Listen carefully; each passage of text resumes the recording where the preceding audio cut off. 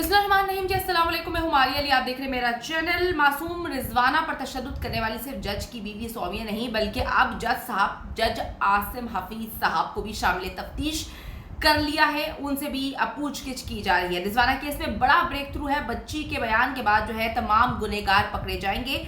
जज के घर से सीसीटीवी फुटेजेस कब्जे में ले ली गई हैं, लेकिन उसमें से बहुत सारी चीजें गायब कर दी गई हैं, यानी कि डिलीट कर दी गई हैं। फैमिली नामालूम मकाम पर शिफ्ट, मोबाइल मुकम्मल तौर पर गायब, बंद कर दिए गए हैं, छुपा दिए गए हैं। जज की बीवी एक बार फिर से झूठ बोल रही है। हर बार झूठ बोलती है, हर बार दुनिया के सामने जलील होती है, लेकिन झूठ बोलने का काम वो नहीं छोड़ी। जज की बीवी ने कहा कि मेरा मोबाइल जो है वो गुम गया है, चोरी हो गया है। तशद्दुद के बाद गला घोंट कर कत्ल करने का प्लान भी था, जहर भी दिया गया। दिल दहला देने वाले हकाइक आज की वीडियो में हम जो है इसमें शामिल करेंगे। मासूम रिजवाना, उसकी उम्र आप सबने देखी है, और जो उसकी हालत थी, जिसने भी उसको देखा है वो खून के आंसू रोए है। हम वीडियोस में वो चीज़ें नहीं दिखा पाए जो जेन्युइनली उसकी इस वक्त हालत है। डॉक्टर से देखा, उन्होंने कहा कि भाई इसका बच जाना किसी मौजे से कम नहीं है। इसको इतना मारा पीटा गया है, और मैं कहती हूँ बेगैरती का लेवल इतना हाई है कि मुझे ऐसा लगता है कि जो वकील इस केस को देख रहे हैं वो इंसान जो है, उनके अंदर इंसानियत नहीं है, उनके पास दिल नहीं है, या उनके कोई बच्चे नहीं है। चले बच्चे होंगे तो इंसान को पता चलता है कि बच्चे कितने मासूम होते हैं। वो कहानी सुनाते हैं जी, मट्टी खाने से जो है, खाद खाने से बच्ची के पूरे जिस्म पे निशान आता है। अल्लाह की पनाह जी, झूठ बोलने वाले जो है वो जलील व खारी होते हैं, कहीं पर उनका जो है उनको सुकून नहीं मिलता। मासूम रिजवाना के केस में जी हर गुजरते दिन के साथ कुछ नए हकाइक सामने आ रहे हैं जो होशरुबा है। पुलिस को पहले रोज से ही शक था कि जज आसिम हफीज सारे मामले में मुलव्वस हैं, इसलिए बाकायदा जो है प्लान करके मीडिया कैंपेन चलाई गई और चलाने की कोशिश भी की जा रही है। बहुत सारे लोग जो मीडिया पे और सोशल मीडिया पे रसाई है, जो इनके दोस्त हैं या इनके फैमिली मेंबर हैं या उनकी कोई लिंक है, वो इस वक्त इस पूरे कहानी को, पूरे मामले को गलत रंग देने की कोशिश कर रहे हैं और कहने की कोशिश कर रहे हैं कि वालिदैन ने बच्ची को मारा। बच्ची इनके घर से बिल्कुल ठीक गई थी, उस बेचारी के तो जिस्म पे खराश तक नहीं थे, हम तो उसको अपनी बच्चों की तरह जो है खिलाते पिलाते थे। ये एक कैंपेन चलाई जा रही है, इसलिए अब जज साहब से भी तफ्तीश शुरू कर दी गई है। कमसिन बच्ची रिजवाना तशद्दुद केस में जो GIT है उसने सिविल जज आसिम हफीज को तलब कर लिया है, और जज साहब को तलब करने के लिए लाहौर हाई कोर्ट से रब्ता किया गया है। आपको बताती चलूँ कि इससे कबल मुल्जिमा ने GIT को बयान में जो बच्ची है उस पर तशद्दुद से मुकम्मल तौर पर इनकार किया था। उन्होंने कहा था कि तो हमारे घर में मुलाजिमा भी नहीं है, हम तो बड़े प्यार से उसको रखते हैं, स्कूल में दाखिल करवाया हुआ था, तो पढ़ती थी लिखती थी। बड़ी कहानियां, मैं कहती हूँ इतनी फ्रॉडन औरत, इतनी डाइन चुड़ैल औरत कभी किसी ने नहीं देखी होगी। उसने जो बच्ची का हाल किया, रूह काम जाती है।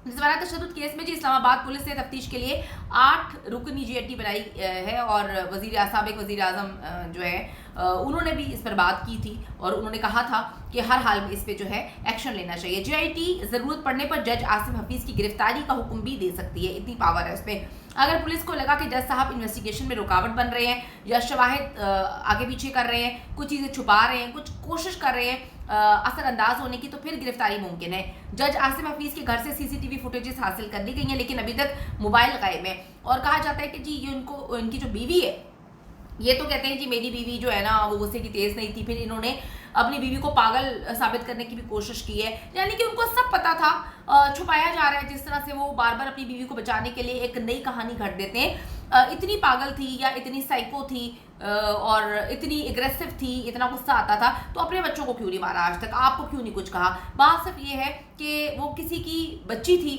और इसको तस्कीन मिलती थी, उसकी वीडियोस बनाकर उसको मारती थी, वीडियोस बनाती थी और इसके दिल को जो है वो तस्कीन मिलती थी।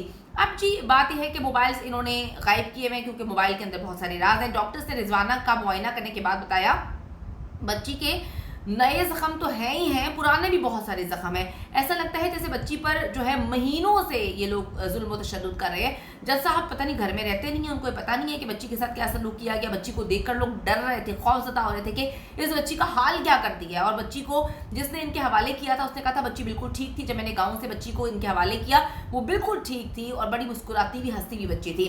अच्छा जी, अब 7 महीनों के दौरान जज आसिम हफीज चुप क्यों रहे? क्या वो घर नहीं चाहते थे, क्या उनका कोई और घर है, या उनको नजर नहीं आता था? घर आके जो है वो आंखें बंद कर लेते थे। जुर्म से ना रोकना और इसकी पर्दापोशी करना भी एक जुर्म है, और बात यह है कि कंधों पे जिम्मेदारी ज़्यादा है क्योंकि जज हैं और ये बात अच्छे से जानते हैं कि मामला को छुपाने का क्या अंजाम होता है। रिजवाना के इलाज के लिए जी कायम मेडिकल बोर्ड के सरबराह ने कहा है कि उसकी अल्हम्दुलिल्लाह तबीयत बेहतर है। ऑपरेशन के बाद बच्ची के जख्मों के इन्फेक्शन में भी जो है वो कमी देखी जा रही है, और उन्होंने बताया कि सर, चेहरे, कमर के जख्मों का जो इन्फेक्शन है वो ख़त्म करने के लिए ऑपरेशन करके पट्टियाँ की जा रही हैं। पट्टियों के बाद इन्फेक्शन में कमी आती है और बच्ची जो है वो बेहतरी की जाने जा रही है। आप सबकी दुआएं हैं जी। अगर आप लोग ना खड़े होते तो जितना बड़ा ये मामला था, जितने बड़े ये जज थे और उनकी बीवी जिस तरह से नाउज़ुबिल्ला खुदाई दावे करती हुई और फ़िरौन बन रही थी और फ़िरौनियत दिखा रही थी, लग नहीं रहा था कि ये बच्ची जो है ज़िंदा भी बच पाएगी। अच्छा जी, दूसरी तरफ ये झंग में एक डॉक्टर, आप सबको पता है कि डॉक्टर तो जिंदगी बचाते हैं, ठीक है। एक डॉक्टर है, उनका नाम है उमर, मैंने कल भी इन पे बात की थी। उमर रफीक को जी कत्ल कर दिया। थोड़ा सा फिर बताती चलूँ कि उनकी बीवी भी डॉक्टर है, उनका एक छोटा सा बच्चा है 2-3 साल का। उसके बाद जी एक पुलिस वाला है जिससे अपने 3-4 पुलिस वालों के साथ मिलकर अपनी बीवी संभाली नहीं गई, यानी कि शक अपनी बीवी पे था क्योंकि बीवी इसकी करतूतें जानती थी पुलिस वाले की और बीवी चाहती थी, वो बीवी खुद भी साइकोलॉजिस्ट है, डॉक्टर थी और वो चाहती थी कि जी मैं इससे छुटकारा हासिल कर लूँ क्योंकि ये जो है बड़ा संकी किस्म का पुलिस वाला था।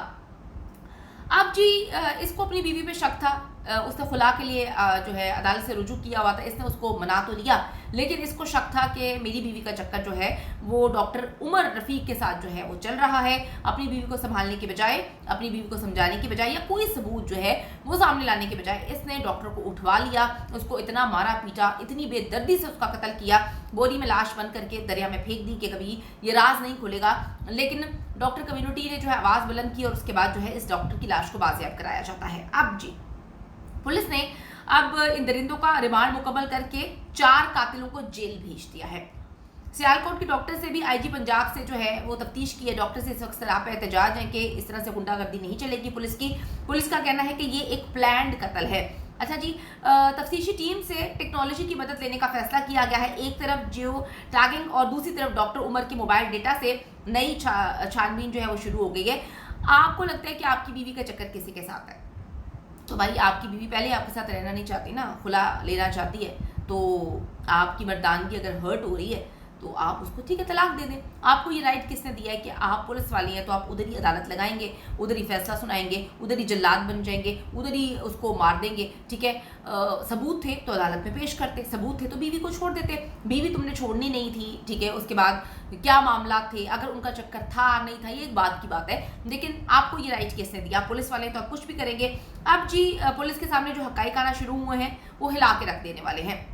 डीपीओ तारिक साहब ने बताया कि जी तकनीकी और टेक्नोलॉजी सपोर्ट से जो पहली बात सामने आई है वो एक पुलिस एहलकार शर्जील रहमान से मुतालिक थी, जिनके ट्रेसेस उस अस्पताल के इर्द गिर्द मिले और मुसलसल उनकी मौजूदगी देखी गई जहां पर वो काम करते थे, यानी कि डॉक्टर साहब काम करते थे और वो CTD के एहलकार हैं, यानी कि मतलब बंदा क्या कहे। तर्जुमान जंग पुलिस ने बताया कि मुलजिम शर्जील ने गिरफ्तारी के बाद इस बात का इतराफ़ कर लिया है कि वो उसके 3 साथियों से मिलकर डॉक्टर उमर को अगवा करता है और उसके बाद कत्ल कर देता है। शर्जील के दीगर साथियों में दाऊद है और भी 4-5 जो हैं 4 पुलिस एहलकार हैं और बहुत बुरी तरह उसको मारा, गला घोंट कर उसको कत्ल कर दिया और एक बोरी में बंद करके नाश नहर में फेंक दी है जी दरिंदे।